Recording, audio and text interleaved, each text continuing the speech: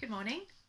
Today we're looking at Acts 14, and this is when Paul arrives in Iconium.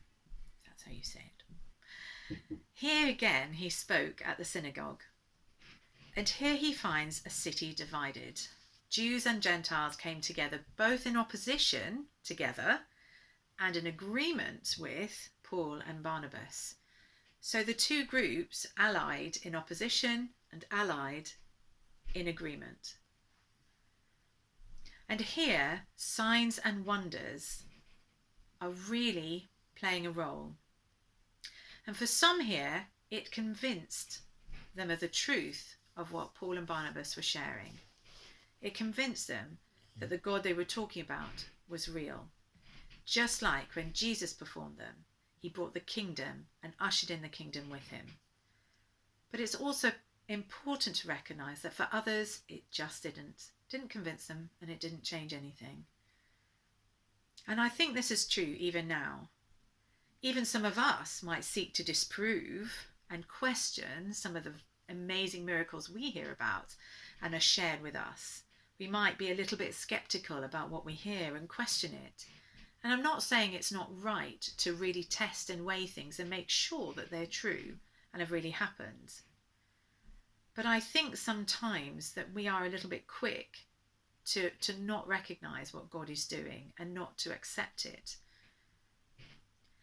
And the other thing that really struck me was that God calls us to be obedient to where he calls us to sow, not to micromanage the outcomes of that.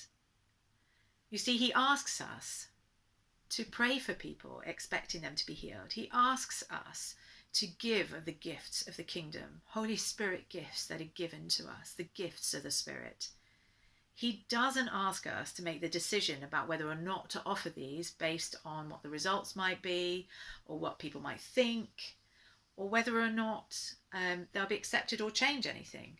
He just invites us to sow into it, to just do it.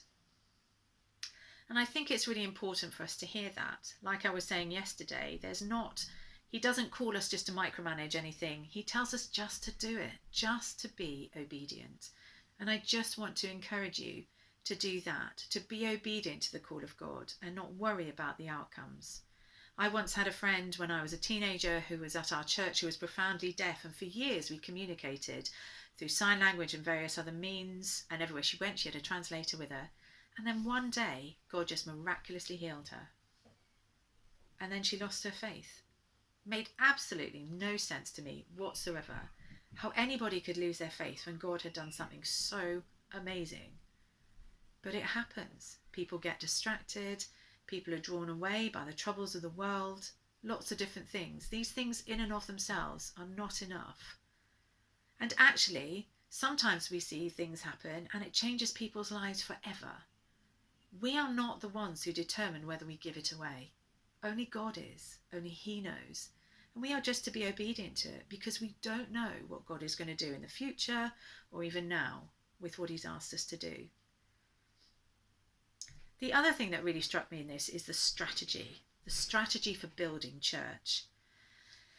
They decide to go back to the areas that they had visited, to strengthen them, to give them structure, to pray and to fast with them, to appoint spirit-filled leaders and to commission those leaders to lead the new churches.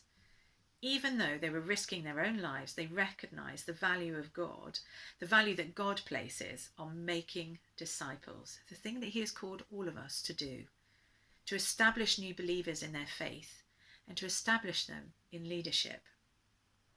For them, this was uncomfortable and risky. It would cost them potentially their lives. They were returning to places they'd been threatened in, expelled from, different things like that. It was literally risking their lives to do it. So not just a little uncomfortable. And today we are still called to make disciples, even when it's uncomfortable, even when it's costly and risky to us. Because it involves sharing our lives and ourselves with other people at a really different kind of level.